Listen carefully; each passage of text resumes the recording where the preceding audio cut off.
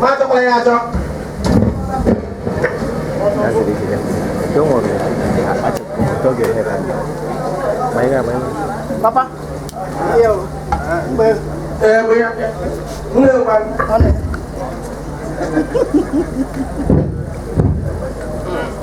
Papa nhớ nó mang ngon. Dulu cái phòng nào, bây giờ mà đi, ở đây bên này mà em trái nào ở đây cả. Papa ada pada yang non enggak? Masa apaan sih? Masuk tuh. Masa apaan sih? Masuk tuh. Masuk tuh. Dulu. Bentar. Masa kali wala main lo itu tuh ke. Macam gitu kan? Ama mau di kali wala. Kasih wah kita makan nasi langsung. Wan se ba mo ta bam do dam bam bam. E hona anu ba. Le de lo ndiri dia bela na so anyen ga. Na so school nga. Mo bo ndiri dia no nga bo ho le pia. Oko tu ma do ma de san wo lo gezi no. Ani ba na ko do nga. Dai nga Papa.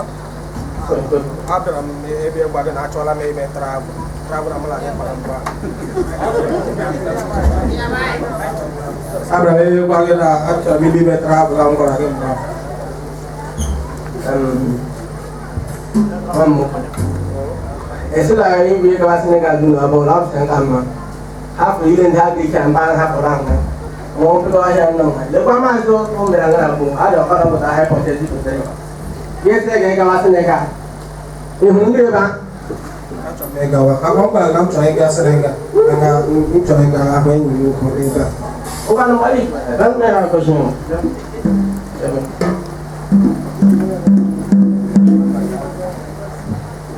Agak malu ke, agak malu, agak malapun, agak malapun. Doang. Papa, kamu jaga wah ini mari jadi aja. Enggak, jaga mah. Apa sih nak? Aku mau mandem.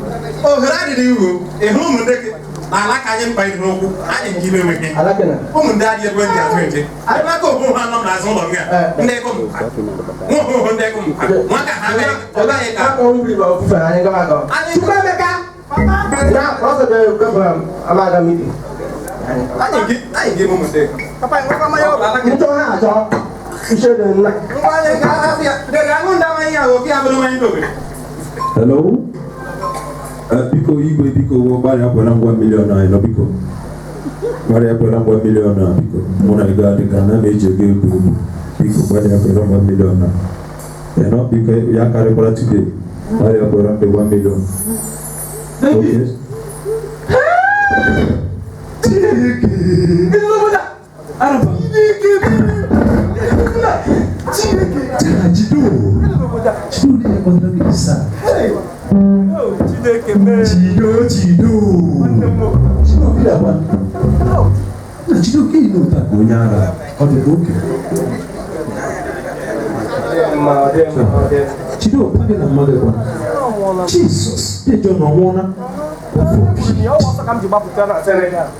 cido Jesus dia no itu bajunya nak order David dia nak panah Buddha cido Nye gi jiri na de mi na yes no biko wo buli wure ni problem no ge om na mi wanne moko ibo la buri ga bi e wo buli om na okay wanne moko mama ko para 77 33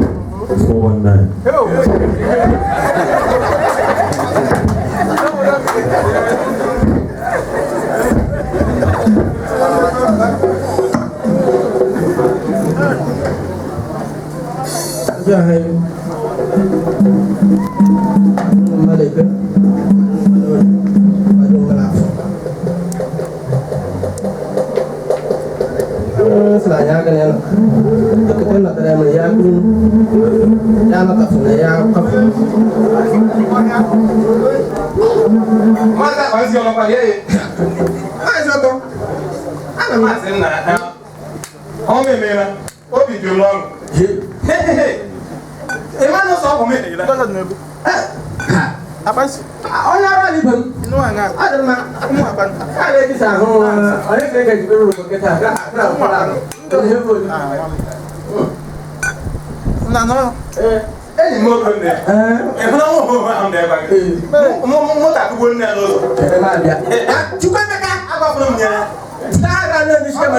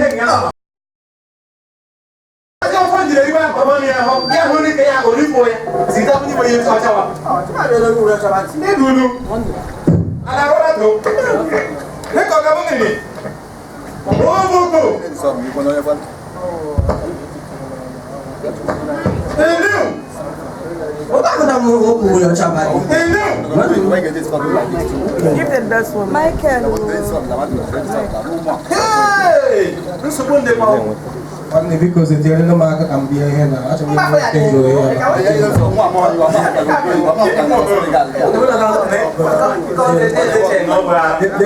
then they go ahead to 200 and miss it.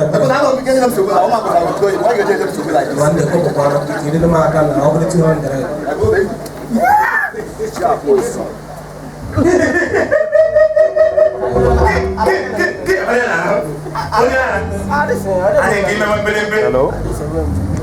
Hello.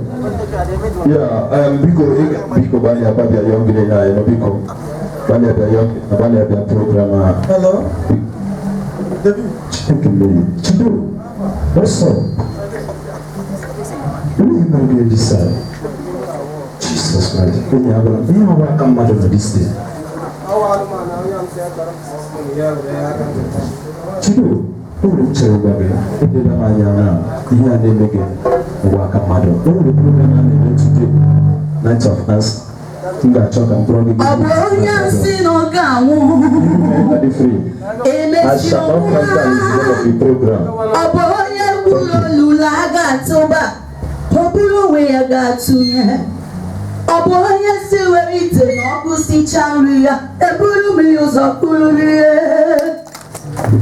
Why should I come down for the enemies to climb up? Why should I go out for the enemies to come in? Why should I be poor for the enemies to become rich? Jesus. When my father was the one, he said I will be the head and not the tail. Why should I go out for the enemies to move? move on. Oh yeah, Naya Pese, Emmanuel DNA.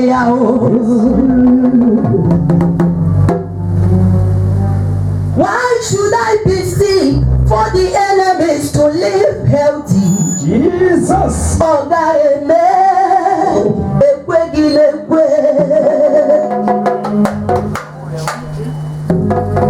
why should I be nobody for the enemies to be somebody?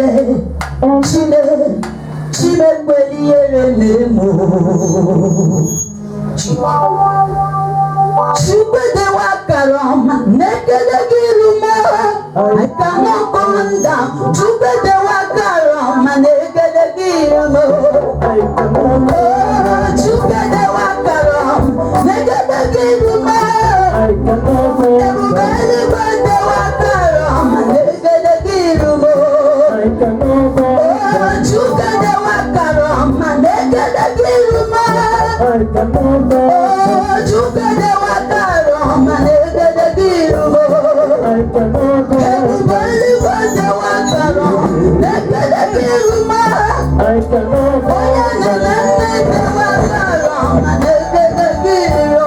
I cannot come down.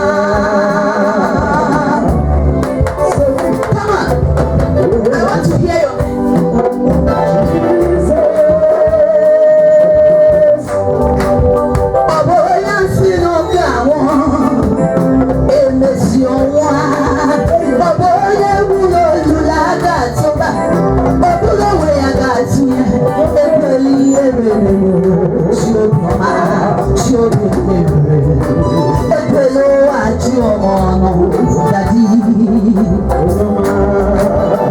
why should I come down for the enemies to climb up? Why should I go out for the enemies to come? Yes. Why should I be poor for the enemies to become rich?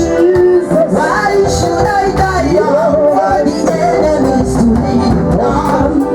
Why should I be still for the enemies to become well? Why should I be nobody for the enemies to be somebody?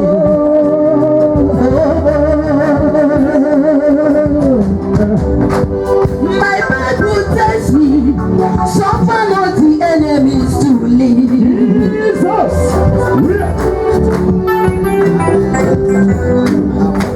You say that you are hungry with the weaker every day.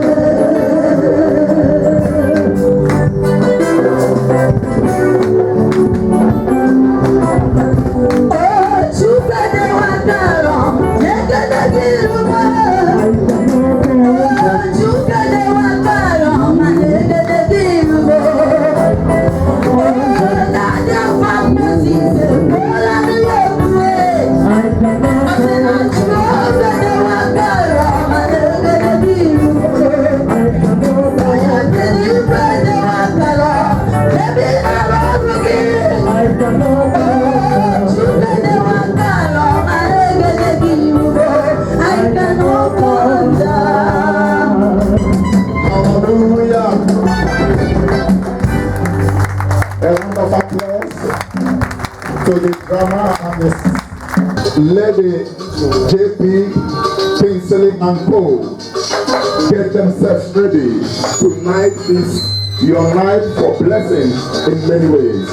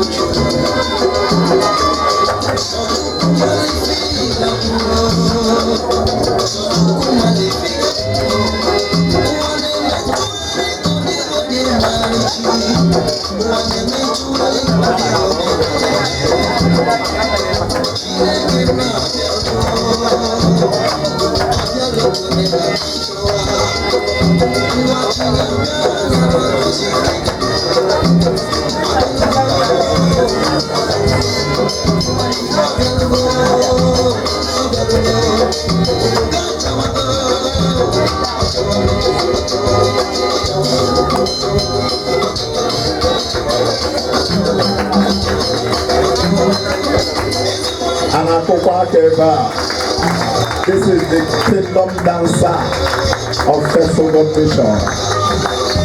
Dance unto the Lord.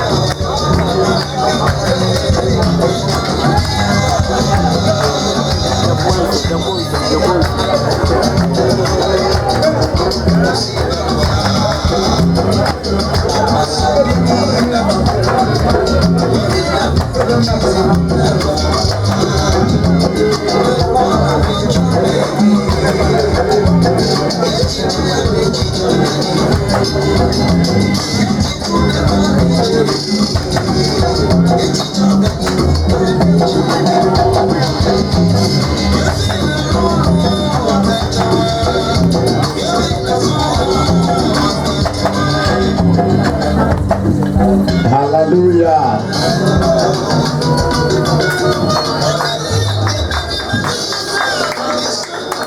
A round of applause to the kingdom dancer. Thank you, thank you, thank you, thank you. May the Lord bless you in Jesus' name. I want to welcome my elder brother. Before that, I want you to celebrate my wife's birthday yesterday. By the trauma, woman of God, God bless you. Yesterday, in Bola birthday, William, you know, maybe little in the morning by 4 o'clock, start your birthday. Mama made her birthday, Jeffrey. Now, actually, he put around a mood.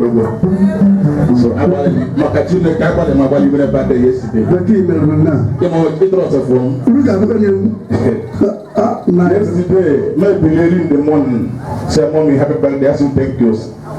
Myself, give them, it was for me, I said, it was. I start here by 4 o'clock. 4 a.m.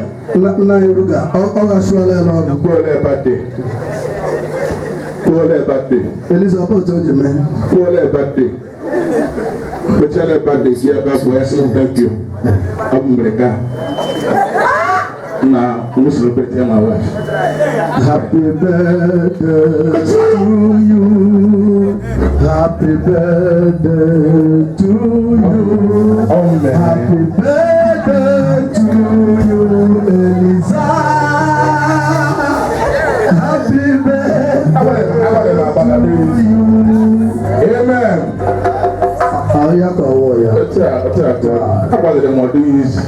Alright, thank you, my beloved brother Ruga.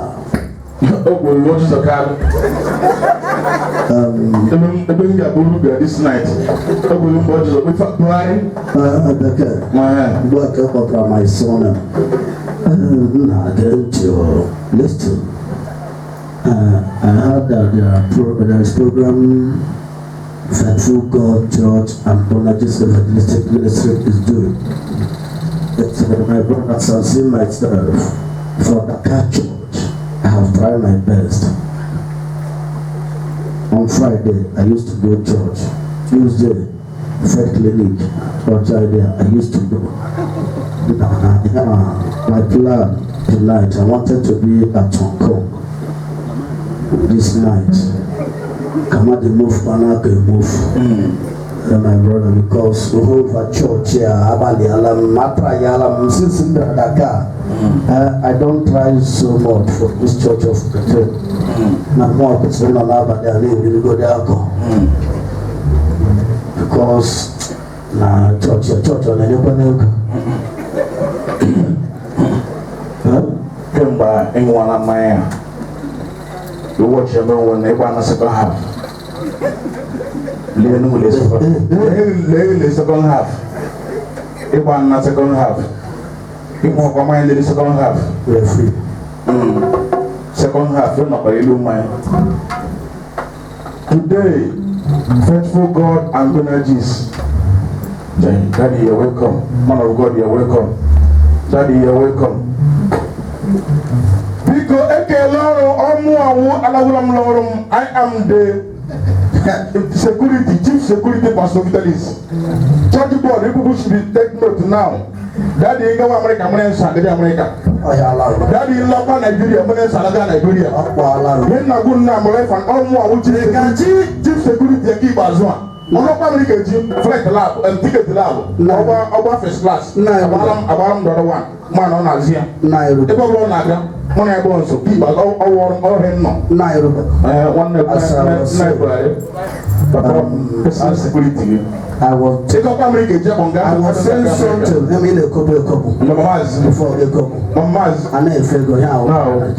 mama ebiela Mama do it over. Go to Mama bedroom. It's a road, no road. Abo maketa. My brother. I don't watch it out here. Want to relax us and them baby. My brother. Learn the second half. Now, can you be today? I not give the baby. Today. If we check it today, you go to today. Asunge na moa so na yatra ya lam we ma post mhamjika na church no moa itoro elitu la okwande ki jeje onye one problem ahụ na agwo gị nwere problem of the same problem I'm bringing you second half because I watch and Onye chere lagadi enjoyment tare bana yaro leno wanye ro second half we mo pra mo second half check you very well so advice mbo line na Ghana Virgin today that the title of that program is I cannot come down. Any man or woman that want to come down will come down before you. See name them. Wait. No, see name them naga. Wait. See go name them first. Wait. Before women, I want them now. Now come on, Balala. Right now, na more. So why is it not now? Oh yeah, I'm not come. I'm not it. If I'm going to church regularly or being an usher or have one post or the other in the church, all of a sudden I decided that maybe I found myself I have never built for that game. I should continue. You can now go on already.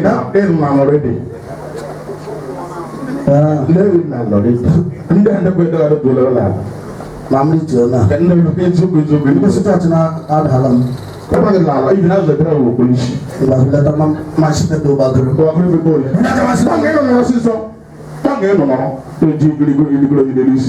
Hallelujah. Amen. Do you know what we are trying to do now tonight? Brother, I don't know how many years you thought that maybe your mind have been telling you that you have go to church in Dakar, Senegal. Never ever try to go down. Amen. Hallelujah. Amen. Have your friends mocked you? Have your friends said, since I got a church, my brother, never you ever try to go down. Hallelujah. Amen. Because I cannot come down because of the circumstances of this life. Israel is the innocent to Nidekachi. I cannot come down. Any man for this particular program, I am happy because of this program. My brother that happened to be a drunkard, now have decided that he cannot come down. Clap your hands together wherever you are. Praise the Lord. Brother Ruga, let's go. Brother Ruga, let's go. Brother Ruga, let's go. Daddy, you're highly welcome. Praise the Lord. Daddy, you're highly welcome.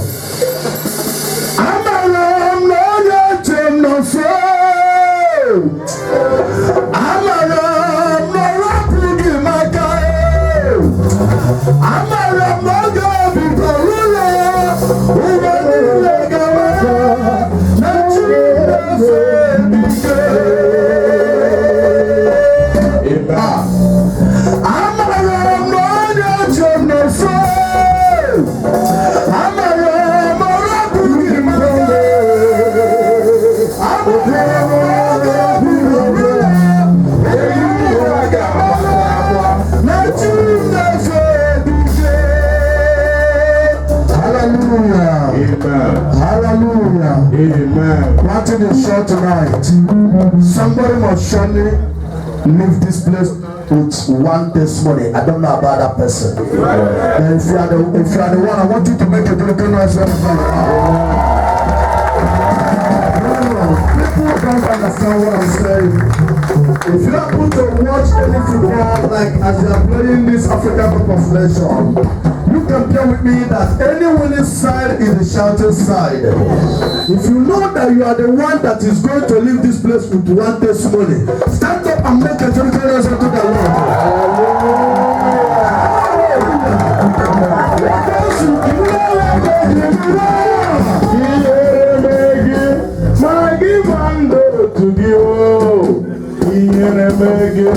Finally, for men of God coming together, having this kind of program,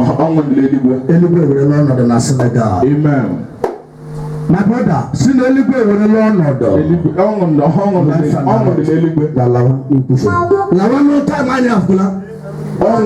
but you get to know that age by age. Mommy, Emela, Daddy, Emela, everyone has seen you. That is helpful.